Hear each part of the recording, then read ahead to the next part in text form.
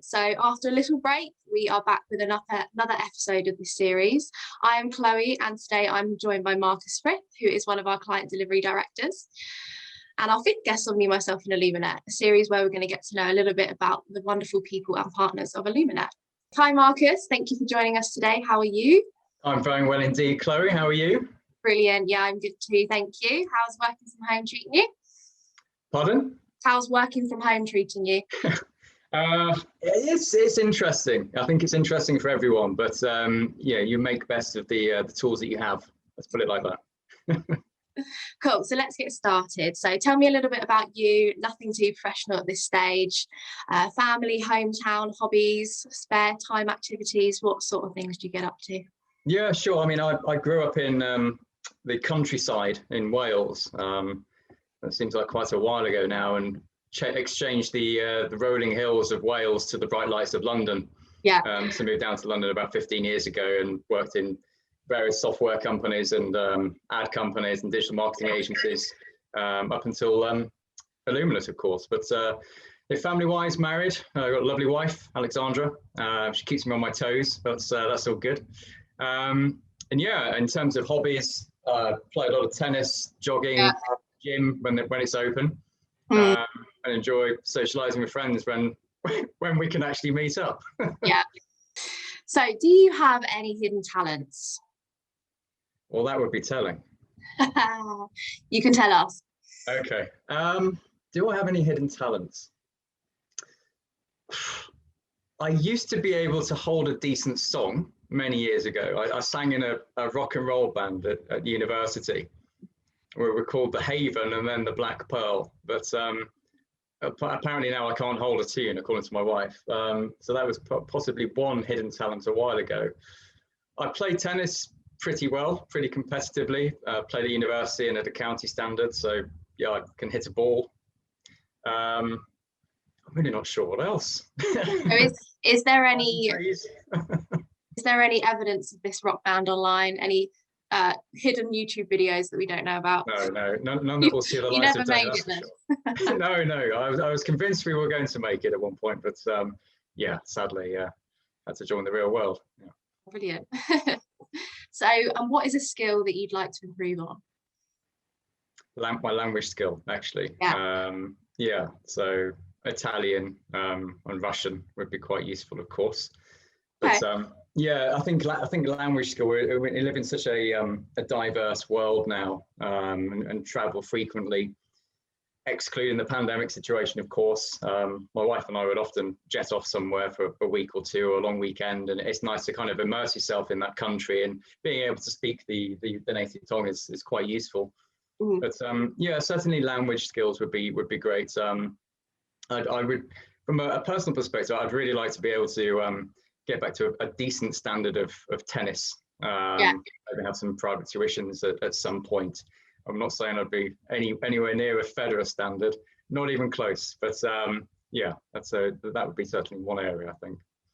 So, tell us about one of your most used productivity hacks when working from home.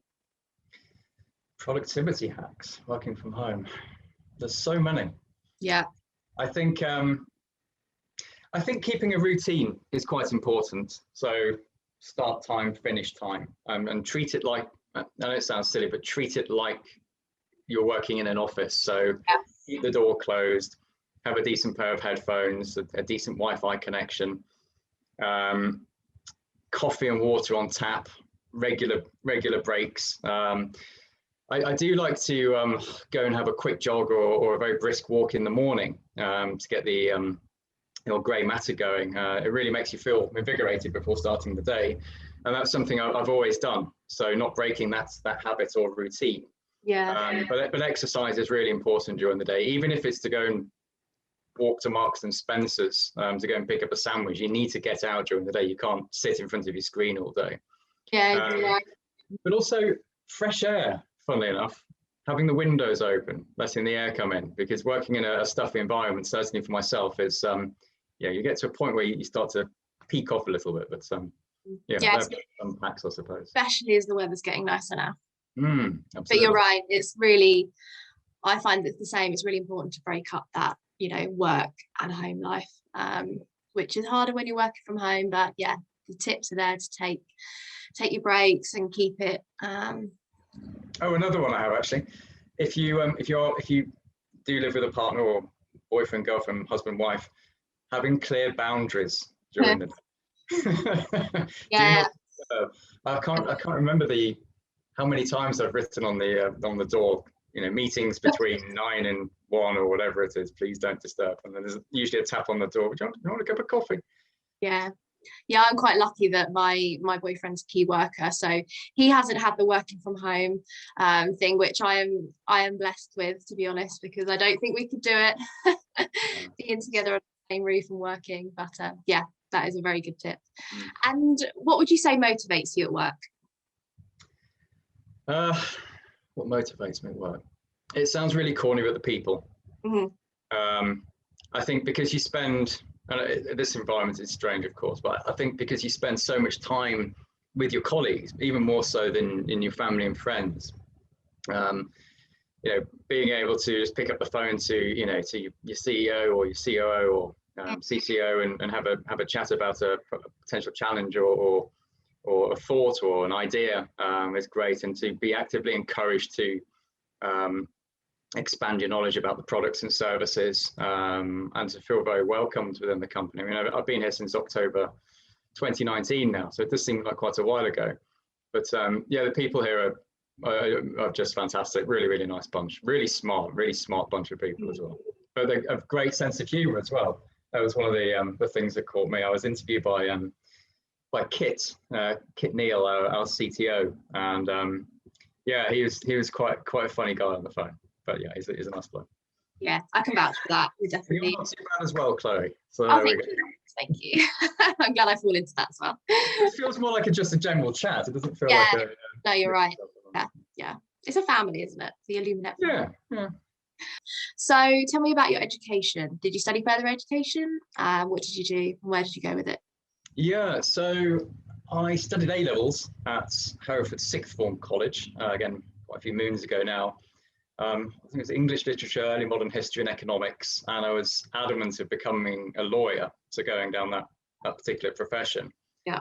And then a friend of mine introduced me to his graphic design and media arts work at the local art college in Herefordshire, and was completely blown away by the aesthetics and all the visuals. So I spent a couple of years studying graphic design and the media industry as a whole.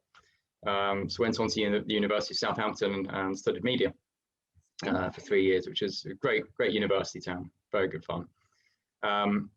Yeah, and then that was it really. So went from that to somehow in the ad world and started at Saatchi's. Okay. Yeah. So that moves me on to the next question. What were you doing early days into your career? Tell me about the first job you ever had, and then go from there. Okay. The first job I ever had was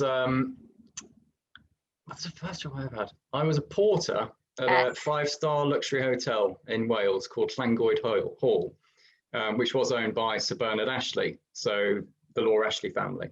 Okay. And that was a fantastic experience. I met so many interesting individuals there, from politicians to business leaders, serving them, champagnes and taking their bags up to the rooms and getting a cheeky 20 quid tip, all that kind of stuff. It's really good fun. Really good fun. Well. Yeah, it was very good tip. But yeah, the first professional job was with Saatchi, the ad agency. Yeah, that was, I think I was there about 9 months, to be honest. So it was an internship, paid internship, which is quite nice. So it's a nice exposure to a professional business environments, into the crazy days of advertising. Yeah, that was my first job. Brilliant. And where along this journey of career did you meet the paths of Illuminet? How, when, and who did you meet? I took about 4 or 5 months out to go traveling. Went to Thailand, St. Petersburg, Moscow, various places in Italy. And yeah, when I came back, I decided to kind of sort of recalibrate and assess where I wanted to go in my career. And yeah, I put the feelers out, and Illuminet popped up several times from people I was speaking with. And was lucky enough to get an interview. First interview was with Kit, and I was really interested in the proposition that Illuminet has from a global standpoint. So they, we punch very hard in the marketplace. We're certainly competitive, and the caliber of individuals that we have here, they're all have worked in big corporates. So to absorb that experience and kind of use a bit of a twist of my own, for example, to go out into the marketplace, I thought was quite cool. So yeah, and I first met Kit, the CTO, really funny guy, and then I was interviewed by Mr. Greg Wood, our CEO. So it's a quick interview process, but yeah, it was very, very interesting. So let's get on to learning a bit more about what you do for Illuminet. So you kind of touched on it, but how long have you been with us now? So I've been with Illuminet since 3rd of October, I think, 2019. Yeah, and it was great. So I was based in the Basingstoke office previously with Kit, your good self, Maria, and a couple of others. And yeah, I've progressed to a client delivery director role this year. So yeah, that's quite. So I have a couple of accounts. One of them, so we're a global strategic partner with NTT Data, and I'm working with those guys, well, 2 guys in particular on their go-to-market strategy for EMEA, which is great. So some fantastic exposure and some great conversations. I also deliver on a sizable healthcare account. So that's, they're going through a massive digital transformation program at the moment. So helping as much as we can to get our consultants in there and make sure that we're absolutely succeeding with everything that we do. So yeah, they're a great company to work for. Great company. Yeah. So that kind of leads me on to my next question as well, is what is the most interesting thing that you're working on right now? Well, I can't really be that biased. I mean, this is fantastic. I could keep doing these all day. It's all interesting. It's all interesting. It's all interesting. It's what I like about the role, it's very varied. Yeah. So obviously there's the client delivery director hat, but there's so many different types of conversations and so many different types of sectors and industries that you tap into and are exposed to. Also, with the level of people that we're speaking to, we're having some really large conversations about cataclysmic business transformation and business change. So that's for me is quite interesting, I'd say. Yeah. And my final question that I ask everybody is, what are you most excited for about the future working with Illuminet? Growth in all facets. So hiring, new logos, new acquisition,